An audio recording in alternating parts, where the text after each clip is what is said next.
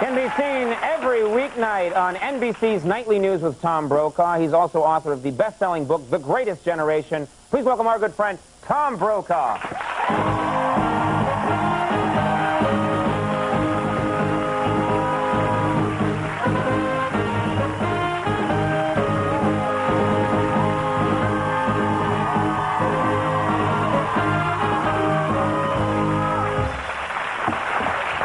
Thank you for being here. Thank you. The Montana State Highway Patrol says if the tickets aren't paid off by the end of the week, they'll come and seize the property. Well, this is what does that mean? You're bringing up the fact I went to Montana 2 weeks ago. I drove around there with my brother. We had a week off. I jumped in a rental car. My brother and I drove off to the state of Montana. And then I didn't realize, you have a big place there. I have a place there, yes. They told me it was a huge place. It's a pretty good-sized place, but by Montana standards, it's kind of medium-sized. Right. They told me that there are a lot of I guess celebrities. David Letterman has a large place there. David Letterman has just bought a place there. Right. And Phil Jackson has a place there. And every time I would talk to anybody at a gas station or a drive-through place, are you buying real estate? They would say, "Are you buying real estate?" And they would say it as if they were hoping to God that I wouldn't. They were like, "You're not, going to buy here, are you?" And well, it's a big state, and there aren't that many of us. I grew up in the West, as you know, and I've been out there for about 10 years, and it does get kind of more attention than it deserves, the people who are well-known who live there, but we're scattered around the state, so it's not as if we have a kind of celebrity village somewhere in the corner. Right. Are you worried that it's going to become trendy and ruin it, that there's going to be a Planet Hollywood there out in the middle of a big... No, I don't think, and for Planet Hollywood, for example, I don't think it's going to make it in our neighborhood where the local watering hole is called the Roadkill Cafe, and the slogan is, from your grill to our grill. So, that kind of sets the pace of Montana a little more than Planet Hollywood. Okay, well, don't worry. I ain't going to buy out there. Right. They can all relax. But you must have liked it. Oh, beautiful. One of the most beautiful places I've ever been. Seriously, the Glacier National Park, really extraordinary. It really is. The people were very nice. It's a great place, big state, and, about 800,000 people altogether, so there's room for everyone to get around and drive as fast as they want to. Although there's no, that's not true. That's the big thing I heard from everybody. There's a speed limit. Dude, you got to go to Montana. There's no speed limit. But there is a... That's what you said to me, and you said, dude. Well, I was talking to you, after all. Right. Yeah. I hope I didn't embarrass you with the 50 most beautiful people that I mentioned up front. No, but People magazine called instantly, and they said they'd have to expand it to 2,500, not 500 for you to get on the list.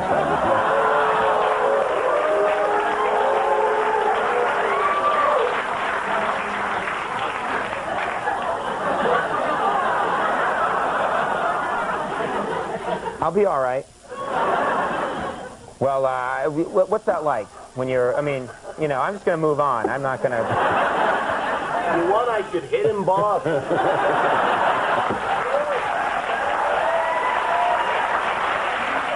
That'd be great. You'd have to punch the back of his head. Ow, what the hell was that? Well, you can still call the news. A big lump back there.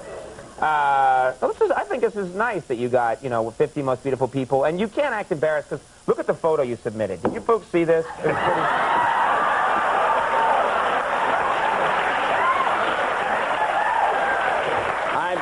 the problem with that's the photo. I was ready for you, by the way. That's the photo before I began working out. That's the before photo. If I'd known, I would have given you, the one after I got buffed up, actually. No way, folks. Don't believe. Art departments can do wonderful things. Trust me. They knew. How even? Okay, let's be pals now. Okay. Because we're at the same network. There has been a news story out for a while, and I've been meaning to talk to somebody who's an insider who knows what's going on.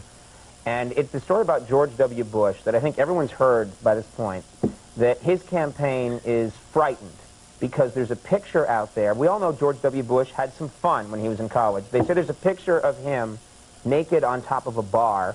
Somebody has it, and at some point during the campaign, they're going to spring this picture on us, the Democrats or somebody. Have you heard anything about this? Do you know if it's true? Let me just be clear for the audience, here in the audience at home, that was not the picture that we just showed, just so that everyone understands that. No. No, this has been floating around. Does such a picture exist? I don't know. My guess is that if it does, the National Enquirer or Star or one of the national tabloids would have had it for a great sum of money on the newsstands already. And the fact of the matter is that I think the American public at this stage in its political maturation is a little weary of all these distractions about naked photos. Did they do drugs at one time, and how much did they do? So they would say we don't. People wouldn't care. They're ready to move on. They want to get on with the real issues. They think that there are serious challenges ahead of us. And is there any kind of photo like that of you from your past? I mean, and I think you should come clean now so that this can't haunt you later on. I mean, we've talked before. You had some fun as a young man. I did have some fun. Naked dancing in a bar was not something that was my #1 leisure time sport. Number two, right.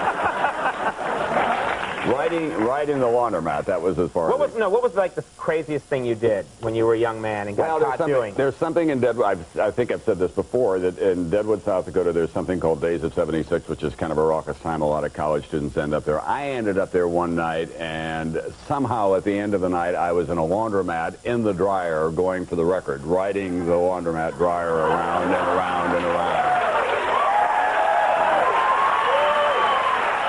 But, you know... I think you should tell people that was 3 years ago. Yeah. Well, the statute of limitations ran out on it. But there's no trampoline story you want to tell me? Oh, there's also, there's a Come on, tell this, because I heard about this, and you're going to tell it. Well, there was a time when trampolines, when they first... There was a time I'm loving this. There was a time when trampolines were... When they first became kind of popular, it's hard to believe, but there became kind of trampoline parks, as it were, where you could go. And so at 5 o'clock... Trampoline parks. Right. 5 o'clock in the morning, and it was not carnal in any fashion whatsoever, but I was there with my party date, she in her formal, me in my black tie, on the trampoline when the police arrived. And... they said, it's probably not a good idea. The park doesn't open until 9, so why don't you come back then? I'm just loving the mental image of Tom Brokaw bouncing up and down, getting arrested. That's nice. All right, well, no more of that. You behave.